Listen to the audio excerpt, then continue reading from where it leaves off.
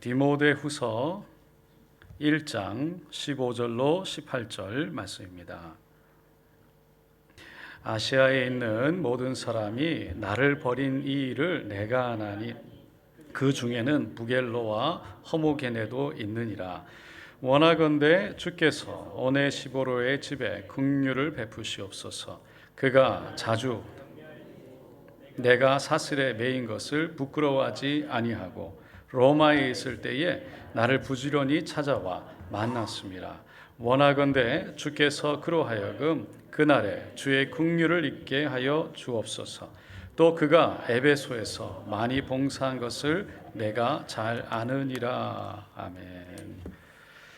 오늘 저는 디모데후서 1장 15절로 18절 말씀을 통해서 오네시보로의 격려라는 제목으로 함께 은혜를 나누고자 합니다. 오늘 본문에 보면 두 종류의 사람의 이름이 나옵니다. 첫 번째 종류의 사람은 바로 부겔로와 허모게네라는 사람입니다. 이 사람은 사도 바울을 배반했다라고 되어 있습니다. 15절에 보면 이 아시아라는 이름이 나오는데 이 아시아는 소아시아를 의미합니다. 로마의 가장 왼쪽에 있던 하나의 도를 의미하는데 소아시아, 거기에 바로 핵심 수도가 에베소였습니다. 오늘 우리가 읽고 있는 이 디모데 전서와 후서는 디모데에게 보내졌던 편지지요. 그런데 디모데는 이 에베소라는 도시에서 교회, 그 에베소 교회를 섬기고 또 함께하는 담임 목사님과 같은 역할을 하고 있었습니다. 바울이 3차 전도 여행 중에 에베소에 약 3년간 머물렀죠. 그래서 그곳에 있던 많은 아시아 사람들, 에베소 중심의 사람들을 알고 있었어요. 근데 바울이 이 아시아에 있던 많은 사람들이 바울을 버렸다라고 표현을 했는데요. 이 말은 바울이 이 재판을 받을 당시 로마에 있을 때 그 그리스도인들이 바울을 위해서 이렇게 좀 나와서 변론해주지 않았던 부분, 또 바울이 체포되었을 때 그 아시아의 그리스도인들이 특별히 이렇게 좀 사도 바울을 좀 보태주고 또 도움을 주고 했던 것을 거절한 것을 의미합니다. 근데 두 번째 종류의 사람이 나오는데 이분은 오네시보로라는 사람입니다. 그 사람은 오늘 말씀처럼 사도 바울이 고백했던 것처럼 사도 바울이 감옥에 갇혀 있을 때 자주 찾아갔던 사람이고요. 그리고 찾아가서 격려를 많이 해줬던 사람입니다. 로마 감옥이 큰 감옥이니까 그 중에 많은 사람들 중에 사도 바울을 찾는다는 건 분명히 쉽지 않았을 거예요. 그런데 오네시보로는 끊임없이 찾아가서 결국 사도 바울을 발견했고요. 그리고 그를 격려했던 겁니다. 그러니까 부겔로와 허모게네는 사도 바울을 배반했다는 거고 오네시보로는 사도 바울을 찾아가서 격려하며 잘해줬다라는 거예요. 저는 오늘 이 말씀을 이렇게 묵상을 하면서 왜 사도 바울이 사랑하는 디모데에게, 영적인 아들에게 이 두 사람을 똑같이 나열해서 기록했을까 생각을 해봤어요. 그러면서 제 마음속에 드는 것은 사도 바울이 자신을 배반했다고 하는 그 사람의 이름을 잊지 않고 기억하고 있었다는 것과 그리고 그에게 찾아와서 격려하고 함께했던 이 오네시보로를 끝까지 기억하고 있었다는 거예요. 우리가 알고 있는 것처럼 디모데 후서가 정말 마지막에 지난주에도 말씀드렸지만 정말 감옥에서 이제 마지막이 될 것이라는 것을 아는 고백이 3장에 이렇게 나온다 그랬어요.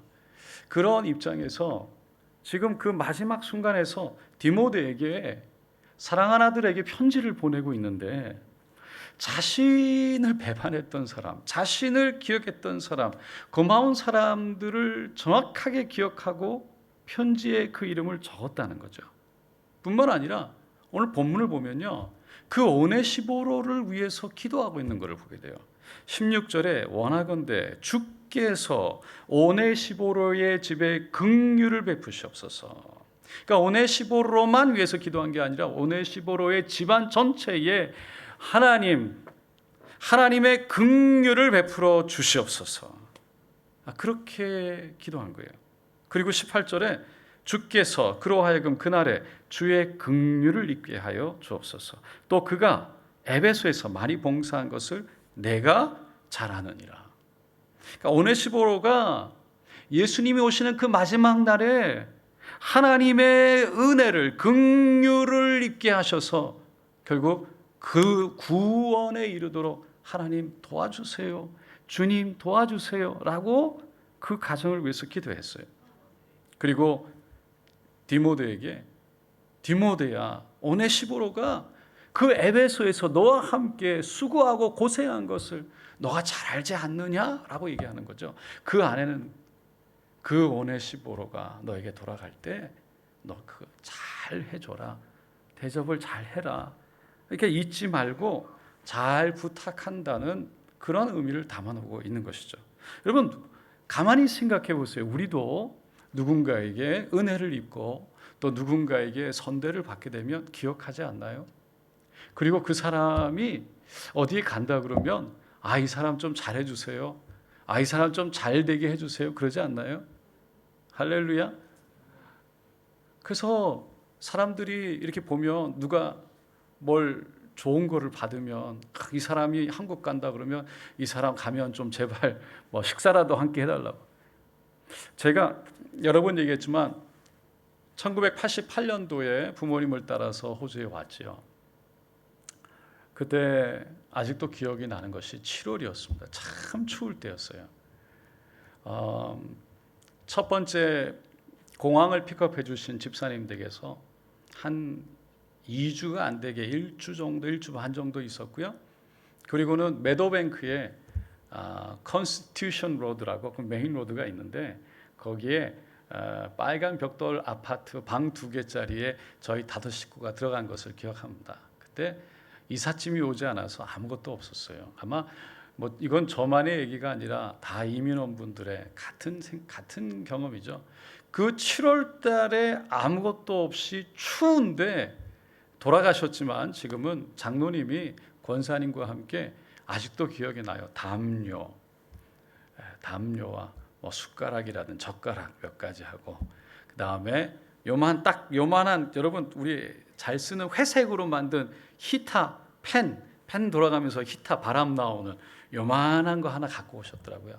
거기에 가지고 저희들 전부 다 5명이서 그 라운지에서 같이 누워서 추우니까 그냥 이불 깔고 그거 다 덮고 5명이서 이렇게 잤던 것이 기억이 납니다. 제가 늘 생각하지만 감사해요. 지금 돌아봐도 그렇고. 오늘 본문 16절 그래서 우리도 사실 돌아보면 그럴 때가 있다는 거죠. 미국의 디트로이트라는 도시의 전등회사에서 열심히 일한 전기 기사가 한 명이 있었어요. 근데 그는 참 가난했대요. 근데 성실했어요. 그러니까 전기 기사인데 하루에 일을 마치고 집에 돌아오면 피곤한데도 집 뒤에 있는 창고에 들어갔어요. 그리고 연구를 하는 거예요. 거기가 작은 연구실이었어요. 들어가면요 막 기름 냄새와 여러 가지 생선 기계 부품들이 막 있는 거예요. 그 농부였던 아버지는 너 이거 뭐 하려고 하느냐, 아버지조차 마음에 들어하지 않았어요. 그래서 이거 다 부순다, 창고를 헐어버리겠다, 그렇게 얘기를 했는데 동네 사람들조차 허송세월 보내고 있다고, 뭐 한다고 뭘 만들겠다고 그러냐고, 어떻게 마차 없이 차가 달리냐고 그러면서 손가락질을 했대요. 그런데 그는 매일 밤 와서 그 창고에서 일을 했습니다. 계속해서 뭔가를 연구했어요.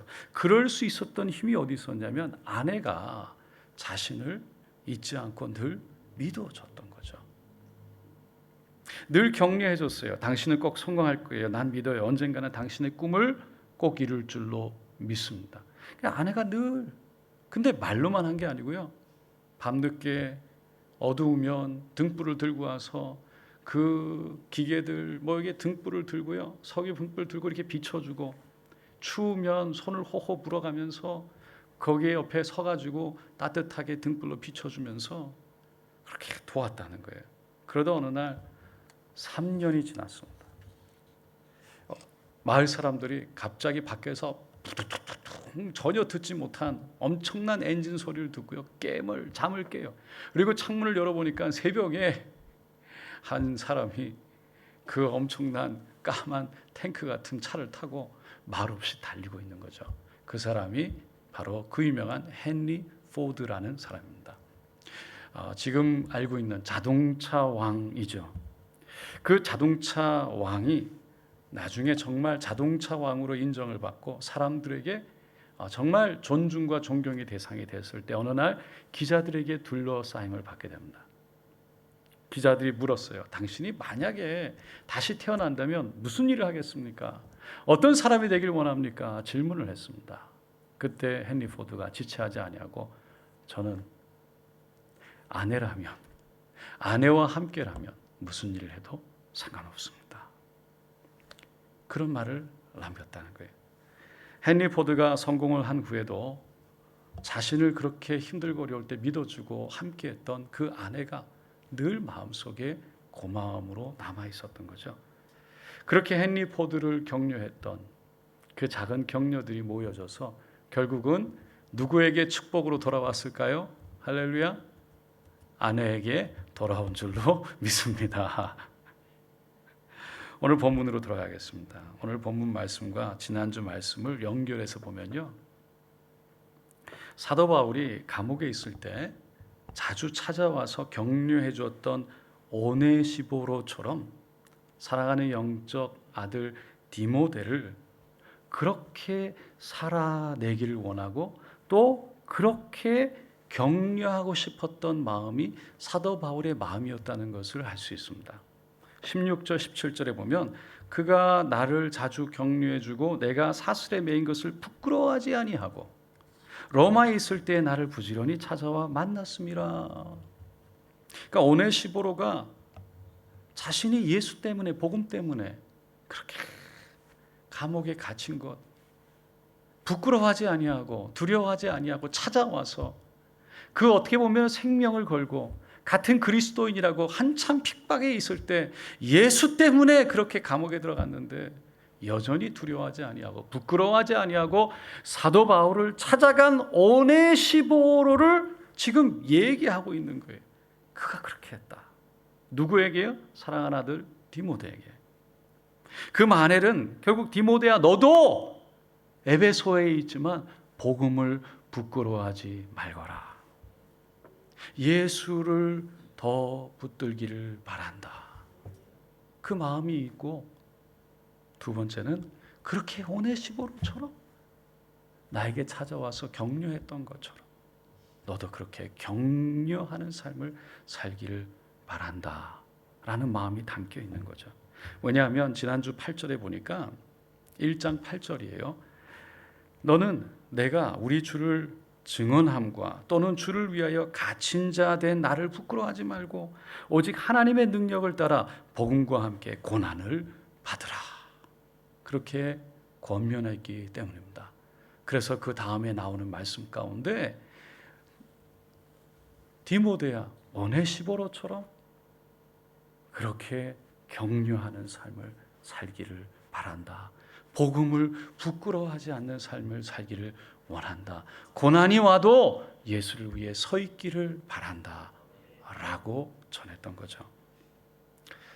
여러분, 그 마음을 결국 디모데에게 전했던 것처럼 그 사도 바울의 마음을 우리가 가질 수 있게 되기를 축원드립니다. 그런데 안타까운 것은 우리 안에는요, 죄의 성이 있습니다. 아담과 하와의 죄로 인해서 우리 안에 어찌할 수 없는 죄의 성이 있어요. 그래서 가만히 보면 우리의 죄성이 다른 사람들을 칭찬하고 격려하기보다 다른 사람들이 잘 될 때, 어쩌면 또 어려울 때, 힘들 때 좀 손가락질하고 긁어내리고 비판하고 비난하고 싶은 마음이 우리 안에 우리도 모르게 드는 것이 어떻게 보면 이 죄성으로 인해 드는 마음이 있다는 거예요. 그래서 예수님이 누가복음 6장 37절에 잘하는 말씀이죠. 비판하지 말라. 그리하면 너희가 비판을 받지 않을 것이요. 정죄하지 말라. 그리하면 너희가 정죄를 받지 않을 것이요. 용서하라. 그리하면 너희가 용서를 받을 것이요. 라고 말씀하셨어요. 비판하면 비판을 받겠지만 너가 비판을 하지 않으면 너도 비판을 받지 않게 되고, 정죄를 하면 너도 정죄를 받겠지만 정죄하지 않으면 정죄를 받지 않을 것이고, 너가 용서를 하면 너도 용서를 받을 것이다 라고 예수님이 말씀하신 거죠. 결국 내가 심은 대로 거두는 것이 바로 하나님이 이 땅에 우리에게 허락하신 법칙임을 얘기하고 있습니다. 수도승들이요, 순례길을 가고 있었어요. 한참 길을 가다가 강이 나옵니다. 강둑에 가서 건너려고 하는데 보니까 한 젊은 아가씨가 아주 이쁜 옷을 입고 그 강둑에 서가지고 어쩔 줄 몰라면서 왔다 갔다 하고 있는 거예요. 건너려고 하는데 너무 강물이 있으니까 무섭기도 해서 혼자 건널 수도 없을 것 같고, 그렇다고 옷을 물에 담궈서 잠글 수도 없고, 뭐 옷을 들 수도, 이게 아주 힘든 애매한 상황인 거죠. 그 앞에서 왔다 갔다 하면서 불안해하는 모습이 역력했어요. 그래서 수도승이 가다가 혼자 건너가기가 좀 그러니까 마음 착한 수도승이 먼저 낭자 등에 업히시오. 그래서 이렇게 그냥 업은 거예요. 그리고는 얼른 건너서 내려준 거죠. 그리고서는 다른 수도승과 함께 걸어가고 있는데 1시간쯤 지났는데 갑자기 다른 수도승이 막 얘기를 하는 거예요. 여보시오, 수도승 양반, 아니 당신이나 나나 수도승인데 내가 한마디 좀 해야 되겠어. 아니 수도승이 어찌 여자의 몸에 손을 댈 수 있단 말이오. 당신이 여인을 업고 강에 걷는 것은 분명히 옳지 못한 일이오. 그것은 계율을 어기는 행동이었어. 수도승이 어떻게 그런 불미스러운 불경스러운 행동을 할 수 있단 말이오. 막 퍼부은 거예요. 근데 강을 건네준 이 수도승이 아무 말도 않고 걷기만 하는 거예요. 근데 다른 수도승이 멈추질 않네요. 계속 몰아붙이는 거죠. 묵묵히 걷다가 아무 말도 안 하다가 그 강을 건네준 그 수도승이 돌아보면서 이렇게 얘기했답니다. 형제 수도승이요, 나는 그 여성을 1시간 전에 강둑에 내려다 줬는데 당신은 지금도 그 여자를 등에 업고 있고요. 나는 지금 그거 아무것도 아니고 이미 지나갔거나 생각도 없는데 당신 혼자 지금 뭐 이상한 생각을 하고 있군요. 그러면서 비판을 한 거니까 오히려 결국 비난을 하게 되면 결국 비난을 받게 되는 거죠. 저는 이 이야기를 제가 가만히 읽다가 이런 생각이 들었어요. 만약에 강을 건네줬던 수도승 말고 다른 수도승이 자기가 그 여인을 업고 만약에 건네줬다면 자기를 향해서 내가 잘못했구나, 그렇게 그 강을 건네준 수도승에게 막 퍼부었던 것처럼 자기에게 그렇게 얘기를 했을까? 그렇게 자기가 생각했을까? 아닐 거예요. 다른 사람이 했기 때문에 손가락질하고 정죄하기가 쉬울 것 같아요. 여러분, 우리가 왜 다른 사람을 격려하고 위로해 주지 못할까요? 많은 경우가 있겠지만, 이유가 있겠지만 가만히 생각해 보면 시기와 질투 때문이 아닐까 생각해 봐요. 그래서 우리가 하는 말과 행동이 다른 사람들을 정말 위해서 하는 말인가? 아니면 내가 안에 시기와 질투가 있어서 하는 말인가? 깊이 생각해 봐야 돼요. 내가 하려는 그 행동이 다른 사람들이 했을 때 내가 그것을 보고 뭐라고 할까? 저 사람이 내가 지금 하려고 하는 것을 다른 사람이 만약에 했다면 나는 아마 손가락질하고 비난할 수도 있는데, 그것을 내가 하는 것이기 때문에 나는 괜찮다고 생각하고 있는 것은 아닐까? 그래서 나는 그 생각 없이 그냥 내가 하니까 괜찮으니까 나는 해도 돼라는 생각으로 하는 것은 아닐까? 그런 생각을 해봤습니다. 여러분, 제가 어제 우리 교육자들과 회의를 하면서 주차 문제에 대해서 많은 얘기를 했어요. 많은 컴플레인이 뭐냐면 이 뒤에 이중 주차를 하는 것 때문에 가끔 어려움을 겪는다는 거예요. 그래서 이중 주차를 하지 말아야 되나? 같이 교육자들과 얘기했어요. 그런데 알고 보니까 진짜 컴플레인은 이중 주차를 했기 때문에 못 나가는 게 아니라 먼저 차를 앞에다 대고 그 다음에 놀다가 1부 예배 드리고 2부 예배 드리고 놀다가 차를 빼는 게 아니고 뒤에다가 이중주차를 예배 드린다고 누가 왔는데 예배가 시작했는데 이 차 빼달라는 거예요. 이 차, 뒤에 온 차를. 그러니까 앞에 차를 세웠으면, 뒤에 주차를 세웠으면 빨리 차를 예배가 끝나면 빼야 되는데 그게 아니고 내가 가고 싶을 때 가야 되는데 왜 이중주차를 했느냐라고 화를 낸다는 거예요. 한 반대로 생각해 봅시다. 할렐루야. 반대로 생각해 보자는 거예요. 내가 앞에 세웠어요. 내가 앞에 세웠는데 누군가가 이중주차를 했는데, 그런데 내가 일찍 와서 거기에서 예배 끝나고 나와야 되는데 나오지 않았다. 두 번째로 반대로 생각해서 누가 거기 세운데 나중에 나는 예배 드린다고 와서 주차를 했는데 이 사람이 1부에 왔는지 2부에 왔는지 어떻게 알아요? 그냥 주차를 했는데 자꾸 앞에 사람이 왜 그렇게 뒤에다 주차했냐고 그런다면 여러분이 와서 예배 드린다고 뒤에 주차를 한 거에 대해서 뭐 어떻게 하겠어요? 교육자분들하고도 우리 교회 리더분들하고도 그래서 여기 뒤에 주차를 세우면 무조건 예배가 끝나면 바로 뺍시다. 할렐루야. 안 뺀 사람이 문제지. 다 빼야 돼요. 그러니까 앞에 세워. 그러니까 와서 나는 오랫동안 있을 거니까 앞에 세워. 그러면은 나중에 오는 사람들에게 우리가 안 되는 거예요. 그리고 언제든지 가려고 그러면은 뒤에 차를 세웠다고 막 욕하고 그럴 필요가 없다는 거죠. 그러니까 만약에 여기 차를 세우게 되면 일단 예배가 끝나면 다 빼줘야 돼요. 그래야 그 다음 차가 들어올 수 있어요. 우리가 교육자들하고도 저기 치스윅 로드하고 가까운 데 세우지 말라고 늘 얘기합니다. 교회에서 우리가 다 늦게 올 수 있어요. 늦게 올 때 주차가 있으면 좋잖아요. 차가 있으면, 그러니까 주차장이 있으면 좋잖아요. 그런 걸 생각하면 우리가 좀 일찍 오더라도 할렐루야, 우리가 다른 사람을 생각하면서 조금 멀리 세우고 걸어올 수 있는 그런 마음을 좀 가졌으면 좋지 않을까 생각해 봅니다. 여러분 할렐루야. 그러니까 우리가 다른 사람이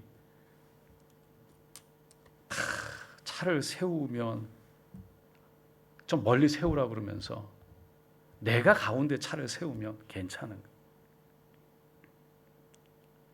다른 사람이 좀 가까운 데 세워서 그냥 그러면 뭐라 그러는데 내가 가까운 데 차를 세우면 괜찮아요.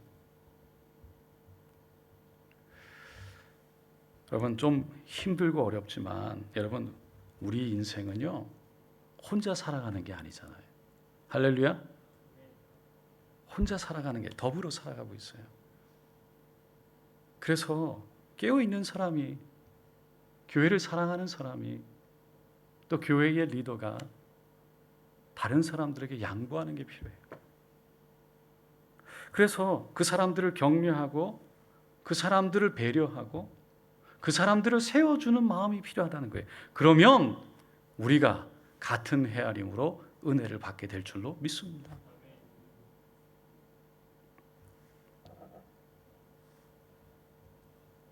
신앙생활이란 무엇인가? 신앙생활이 뭘까요? 저는 간단하게 얘기합니다. 그 하늘을 향해서, 천국을 향해서 우리가 서로 하나님, 예수님 말씀하신 두 가지, 하나님 사랑하고 이웃 사랑하면서 서로를 돕고 도와주고 밀고 당기면서 그냥 같이 살아가는 거예요. 하늘을 향해서 살아가는 거예요. 신앙 생활이에요. 사는 거예요. 그냥 사는 거예요. 할렐루야. 그러니까 우리가 하나님 사랑하고 이웃을 사랑하면서 천국 소망을 가지고 함께 살아가는 거라는 거예요. 그 신앙 생활이에요. 그러니까 교회 생활이 아니에요. 그냥 사는 거예요. 하나님 앞에서. 신앙 생활이라는 거예요. 그래서 같이 셀도 하고 봉사도 하고 선교도 가고 같이 밥도 먹고 같이 사는 거예요.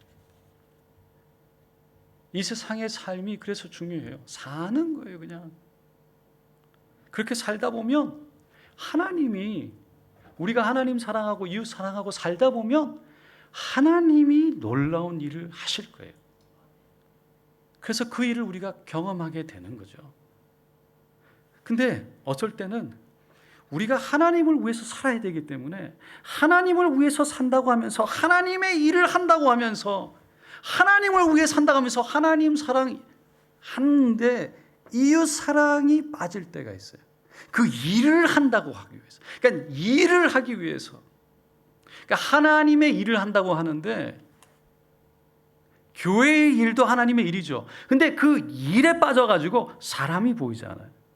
그 일은 곧 하나님을 사랑하고, 하나님의 일은 예수님을 사랑하고 이웃을 사랑하는 일인데, 진짜 하나님의 일은. 근데 뭘 자꾸 하기 위해서, 뭔가 자꾸 이뤄내기 위해서 진짜 하나님의 일은 생각하지 않고, 진짜 하나님의 일은 보이지 않고, 뭔가 자꾸 이뤄야 되는, 뭔가를 자꾸 해내야 되는 그 일에 우리가 자꾸 집중해서 빠지다 보면 우리도 모르게 진짜 우리가 부름받은 예수님 사랑, 이웃 사랑을 잊어버릴 때가 있다는 거예요. 그게 너무 쉬운 것 같아요. 하나님의 영광을 드러내는 게 맞습니다. 그 하나님의 영광은 곧 하나님 사랑, 이웃 사랑인 줄로 믿습니다. 그러면 그렇게 우리가 함께 더불어서 하나님의 은혜 가운데 서로를 위로하고 격려하고 행복하게 살다 보면 하나님이 일하시는 거예요. 그러니까 내가 자꾸 하려고 내 힘이 조금만 더 들어가면요, 내 힘이 자꾸 들어다 보면 나도 모르게 이 일을 이루기 위해서 자꾸 사람들을 제끼거나, 아니면 일 자체에 빠져서 그 일의 책임을 자꾸만 손가락질하게 되거나, 아니면 스스로 자기가 그 일을 이룬 거에 대해서 인정받고 싶고 영광받고 싶은 마음이 자기도 모르게 든다는 거죠. 일이 중요해지니까. 제가 일이 중요하지 않다는 것이 아니라 진짜 우리의 생각 속에 그 일을 해내는 것만 생각할 것이 아니라 그 일을 해가는 과정 속에 하나님께서 일하실 수 있도록, 다시 말해서요, 내가 무엇을 이루는 것이 아니라 나를 통해서 사람들이 일을 이룰 수 있도록 위로하고 격려하면서 함께 더불어 일을 이루어낼 수 있는 큰 그림을 보는 것이 너무 중요하다는 거예요.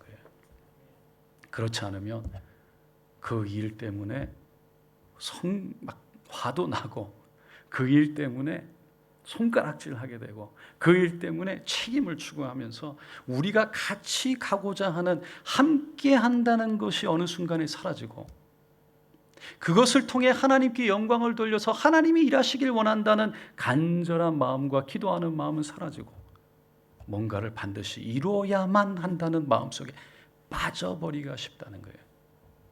그러면 그 일이 이루어진다 할지라도 관계는 관계제대로 깨지고 힘들고 어려워지는, 하나님의 교회가 어려워지는 일을 경험하게 되는 것이죠. 사랑하는 성도 여러분, 나를 통해서 내가 바라보는 것을, 무엇인가를 이루는 것도 중요하지만 그것을 내가 다 한다는 것이 아니라 내가 다른 사람을 위로하고 격려 세워서, 그 사람들을 세워서 우리가 함께 갈 수 있는 것을 꿈꿀 수 있기를 축원드립니다.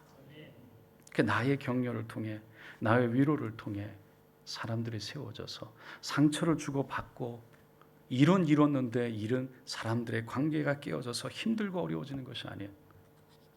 진정한 하나님의 나라가 세워지는 것을 보기를 원합니다.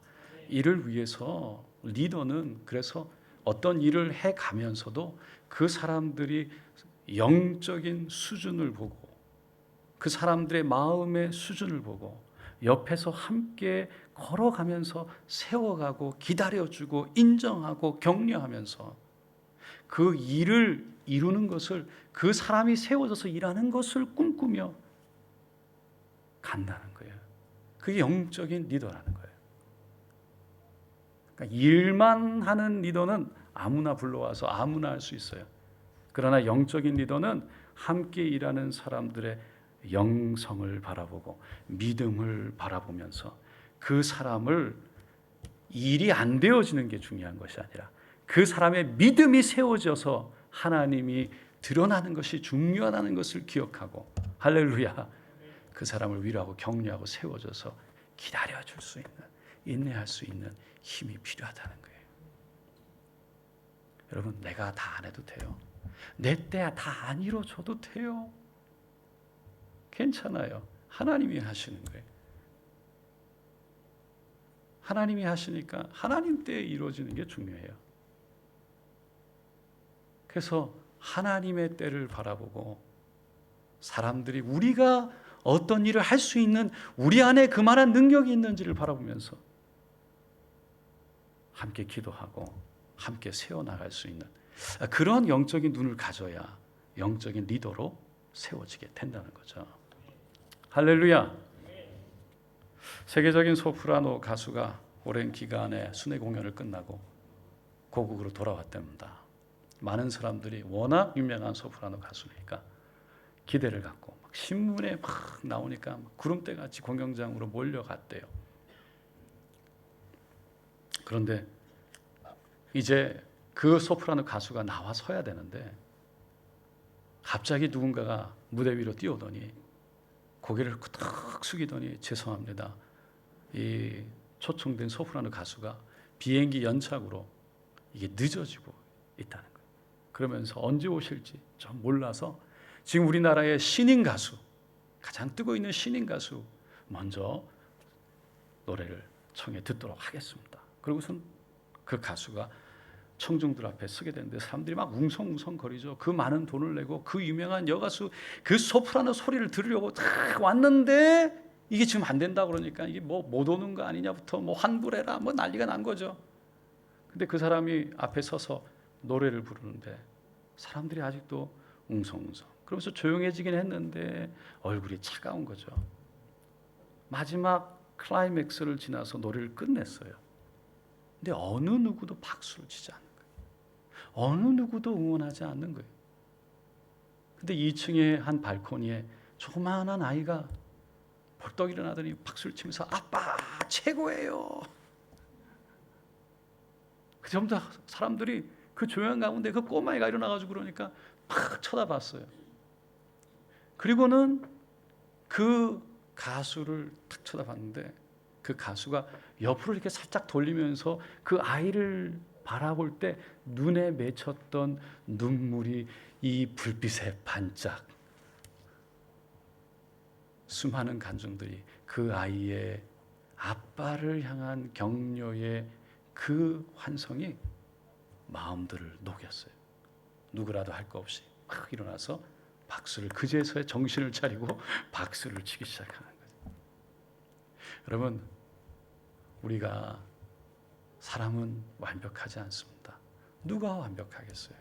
실수가 있을 수 있고 실패가 있을 수 있습니다. 그때 누군가가 하나님의 눈으로 쳐다보면서 괜찮습니다.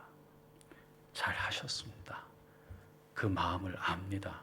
위로하고 격려할 때 할렐루야, 많은 사람들이 하나님의 마음을 품고 서로를 세워줄 때 바로 그 자리가 천국이요, 그 자리가 교회요, 그 자리가 하나님의 은혜가 있는 자리가 될 줄로 믿습니다. 그 자리가 하나님이 역사하시는 자리가 된다는 것이죠.